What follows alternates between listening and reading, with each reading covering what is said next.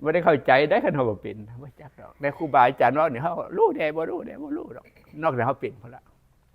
แต่ก่อนได้ยินแต่อาจารย์เสือว่าเนาะมือชาตาแจ้งเนาะก็ไม่จักเลยจักเราเอาอย่างเดี๋ยวนี้จึงเข้าใจไอ้อย่างมันโหจักหลายมันเป็นหลายเลยนะจึงเข้าใจเราก็เขาชานเนาะถ้าเขาชานได้มือชาตาแจ้งเราอาจารย์เสือเขาก็ไม่จักดอกแต่เขาจักว่าอย่างเป็นกูมือโดยจักเห็นอย่างเอ้ามันแตกกันนี่นั่นแหละเขาปฏิเวทมันเกิดคนนี้มันจังหัวจักหลวงปู่ว่าอย่างกับหัวจักแต่ก่อนหัวจักจักเด้หัวจักเด้อาจารย์เสือเราว่าก็จักเด้หัวจักเด้พระพุทธเจ้าว่าก็จักเด้หัวจักเด้อยู่เลยก็เรียกว่า50-50เลยนะแล้วคู่มือมันเป็นอย่างนั้นได้ฟังพระพุทธเจ้าว่าหัวจักครูบาอาจารย์องค์นั้นองค์นี้ว่าหัวจักเลยเป็นอย่างโย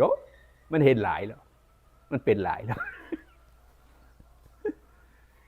แม่นบ่